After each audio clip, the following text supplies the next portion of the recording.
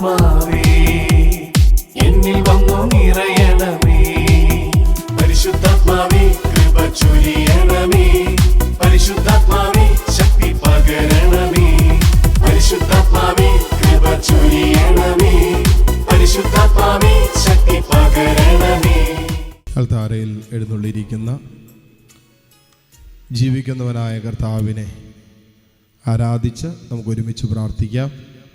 പരിശുദ്ധ പരമ ദിവ്യകാരുണ്യ നാഥനായ ഈശോയ്ക്ക് എന്നേരവും ആരാധനയും സ്തുതിയും വീഴ്ചയും ഉണ്ടായിരിക്കട്ടെ. ഇത് ആരാധനയുടെ സമയമാണ്. തമ്പുരാൻ്റെ വലിയ കരുണയ്ക്ക് വേണ്ടി ലോകമെമ്പാടും ഇരുന്ന് അനേകം മക്കൾ ഈ ഭവനത്തോട് ചേർന്ന് പ്രാർത്ഥിക്കുന്ന സമയമാണ്. ലോകം മുഴുവൻ്റെ മേൽ കർത്താവിൻ്റെ കരുണയ്ക്ക് വേണ്ടി പ്രാർത്ഥിക്കുന്ന സമയം. നമ്മുടെ ജീവിതങ്ങളെ വീണ്ടെടുത്ത അതേ കാരുണ്യത്തിനായി യാചിക്കുന്ന സമയം. അനേകം മക്കളും കുടുംബങ്ങളൊക്കെ ഒരു വീണ്ടെടുപ്പിന് വേണ്ടി ആഗ്രഹിക്കുന്ന കുടുംബങ്ങളുണ്ട്.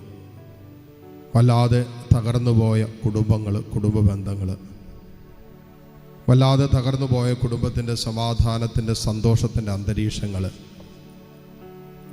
വിശുദ്ധവും പരിശുദ്ധവുമായി ഇരിക്കേണ്ട ഇടങ്ങൾ മലിനമായി പോയി. കർത്താവേ, ഒരു വീണ്ടെടുപ്പിനായി നിൻ്റെ കരുണയ്ക്ക് വേണ്ടി യാചിക്കുന്ന മക്കളാണ് ഞങ്ങൾ. ഞങ്ങളുടെ ജീവിതത്തിൽ ഇന്നലകളിൽ പലതും നഷ്ടപ്പെട്ടു പോയിട്ടുണ്ട്. നീ ഞങ്ങളുടെ ജീവിതത്തിൽ കൂട്ടിച്ചേർത്തതും നിന്നോടുള്ള ബന്ധത്തിൽ ഞങ്ങൾ സ്വന്തമാക്കിയതുമായ പലതും ഞങ്ങളുടെ ജീവിതത്തിൽ നിന്നും ഞങ്ങളുടെ അശ്രദ്ധ കൊണ്ടും അഹങ്കാരം കൊണ്ടും അജ്ഞത കൊണ്ടും സ്വാർത്ഥത കൊണ്ടൊക്കെ പടിയിറങ്ങിപ്പോയിട്ടുണ്ട്. കർത്താവേ, നിന്റെ കരുണയാൽ അതെല്ലാം തിരിച്ചു തരണമെന്ന് പ്രാർത്ഥിക്കാം. രക്തസ്രാവക്കാരി സ്ത്രീ,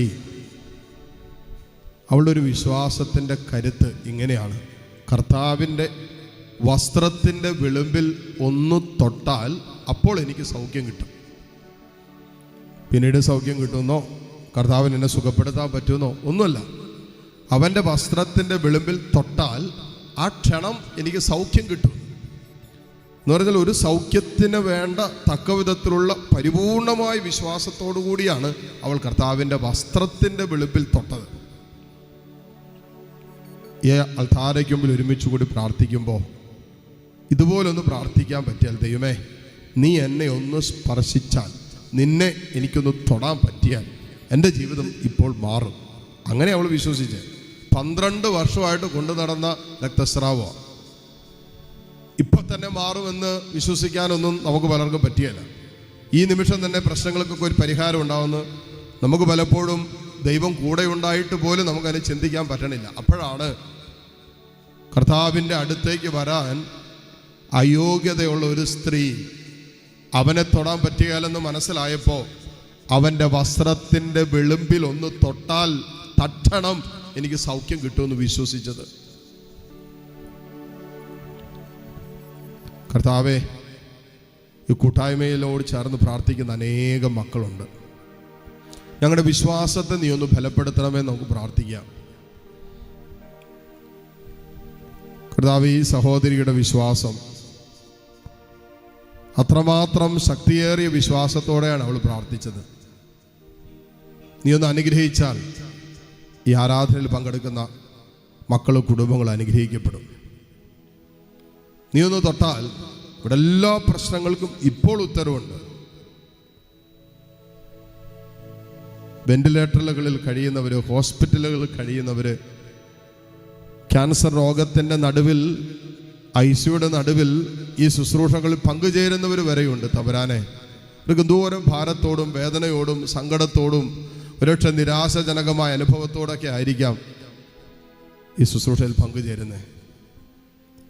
കർത്താവ്, എന്നെ ഒന്ന് തൊട്ടാൽ എൻ്റെ പ്രശ്നം മാറും, പൂർണ്ണമായിട്ടും മാറും എന്ന് തന്നെ ഒന്ന് വിശ്വസിച്ച് പ്രാർത്ഥിക്കാമോ? തടസ്സങ്ങളുള്ള മക്കൾ പ്രത്യേകം പ്രാർത്ഥിക്കുക. എൻ്റെ കർത്താവേ, നീ എന്നെ ഒന്ന് തൊട്, നീ ഒന്ന് തൊട്ടാൽ എൻ്റെ ഈ പ്രശ്നം മാറും, ഇപ്പോൾ മാറും, പിന്നത്തേക്കൊന്നും മാറ്റി വയ്ക്കരുത്. അങ്ങനൊരു വിശ്വാസത്തോടൊന്ന് പ്രാർത്ഥിച്ചേ. തമ്പുരാനെ, നീ തൊട്ടാൽ ഇപ്പോൾ എൻ്റെ കുടുംബം, എൻ്റെ കുടുംബാംഗങ്ങൾ, എൻ്റെ ജീവിത പങ്കാളി, എൻ്റെ മക്കളൊക്കെ അനുഭവിക്കുന്ന അസ്വസ്ഥതകൾ, പ്രശ്നങ്ങൾക്ക് ഇതിനിപ്പോൾ ഒരു പരിഹാരമുണ്ട് എന്ന് വിശ്വസിച്ചേ.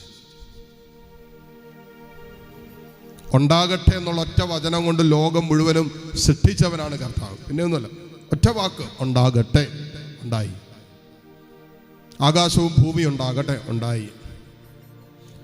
വന്യജീവികൾ ഉണ്ടാകട്ടെ, ഉണ്ടായി. സസ്യങ്ങൾ ഉണ്ടാകട്ടെ, ഉണ്ടായി. ജലത്തിൽ മീനുകൾ ഉണ്ടാകട്ടെ, ഉണ്ടായി. ഒറ്റ വാക്കിൽ ലാസറെ പുറത്തു വാ, ഒറ്റ വാക്ക്, അപ്പോൾ തന്നെ ലാസർ പുറത്തു വരിക.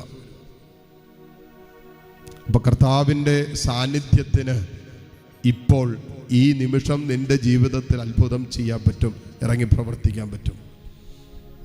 ആ വിശ്വാസത്തോടൊന്ന് പ്രാർത്ഥിച്ച്, എൻ്റെ കർത്താവേ, എൻ്റെ ദൈവമേ, ഈ നിമിഷം എൻ്റെ ജീവിതത്തിൽ നീ ഇടപെടുന്നതിനെ ഓർത്ത് നന്ദി പറഞ്ഞ് പ്രാർത്ഥിക്കുന്നു. കർത്താവ്, ഈ ആരാധനയിൽ കണ്ണുനീരോടും വേദനയോടും സങ്കടത്തോടും അമിതമായ ഭയത്തോടും ഭാരത്തോടൊക്കെ ഈ ആരാധനയിൽ പങ്കെടുത്ത് പ്രാർത്ഥിക്കുന്ന അനേകം മക്കളെ ഓർത്ത് പലയിടങ്ങളിൽ നിന്ന് വേദനിക്കുന്ന എത്രയോ മാതാപിതാക്കളുടെ രോഗാവസ്ഥകളും അവരുടേതായ അവസ്ഥകൾ ഓർത്ത് വേദനിക്കുന്ന എത്രയോ മക്കള്, സ്വന്തം ജീവിത പങ്കാളിയുടെ മാനസാന്തരത്തിന് വേണ്ടി പ്രാർത്ഥിക്കുന്നവർ, ഒരു വിദേശ യാത്രയ്ക്ക് വേണ്ടി വർഷങ്ങളായി പരിശ്രമിക്കുന്നവർ, പലവിധ തടസ്സങ്ങൾ മൂലം പോകാൻ പറ്റാതെ ഭവനങ്ങളിൽ നിരാശപ്പെട്ട് കഴിയുന്നവർ, ജീവിതത്തിൻ്റെ എല്ലാ ഇടങ്ങളിലും പരാജയപ്പെട്ടു പോയ മക്കൾ ഇതിനകത്തുണ്ട്. ജീവിതത്തിലെങ്ങും വിജയിക്കാൻ പറ്റാതെ പോയ മക്കൾ, അതിൻ്റെ ദുഃഖം പേറുന്നവർ ഒരു പക്ഷേ ആരാധനയിൽ പങ്കുചേരുന്നുണ്ടാവും. തമ്പുരാനെ, നിന്റെ മുമ്പിലാണല്ലോ ഈ മക്കൾ നിൽക്കുന്നത്.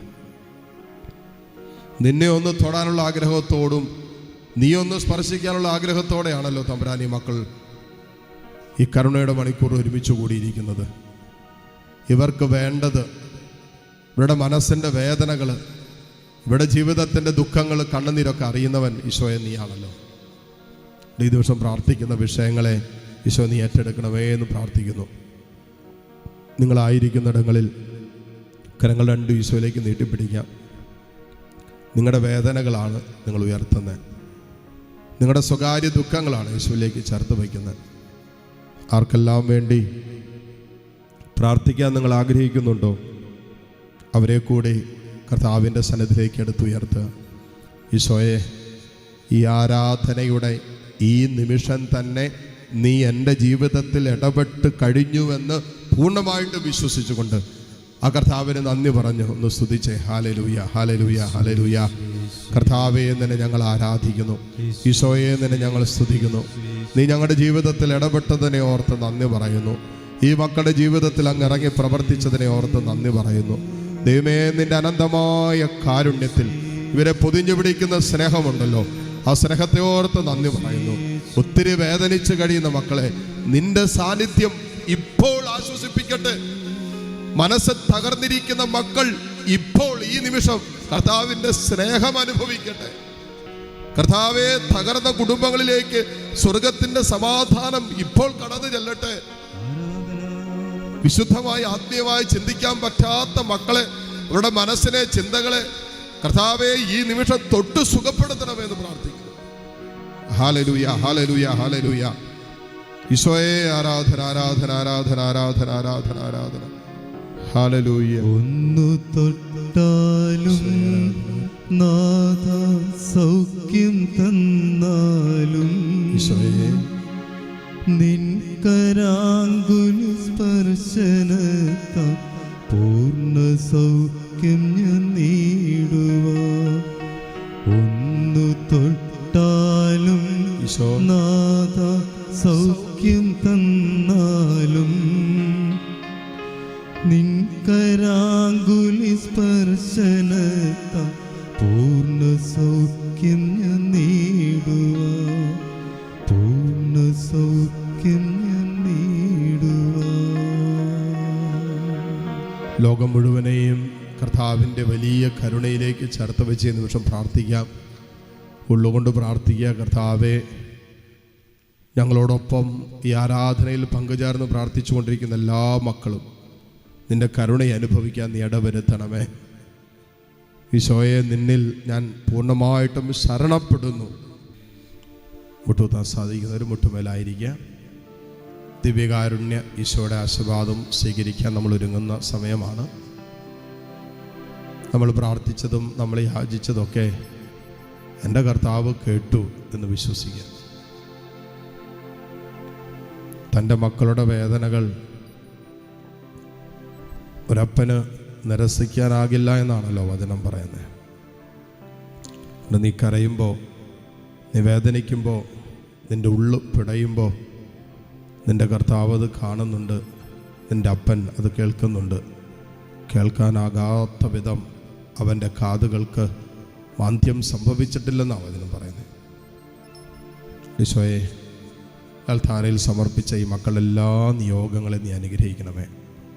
ഓൺലൈനിലൂടെ സമർപ്പിക്കപ്പെട്ട നിയോഗങ്ങളും ഈ നിമിഷം സമർപ്പിച്ചുകൊണ്ടിരിക്കുന്ന നിയോഗങ്ങളെല്ലാം നീ അനുഗ്രഹിക്കണമേ എന്ന് പ്രത്യേകം പ്രാർത്ഥിക്കുന്നു.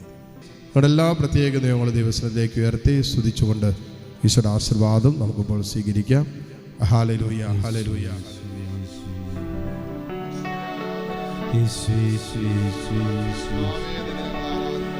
ആരാധന,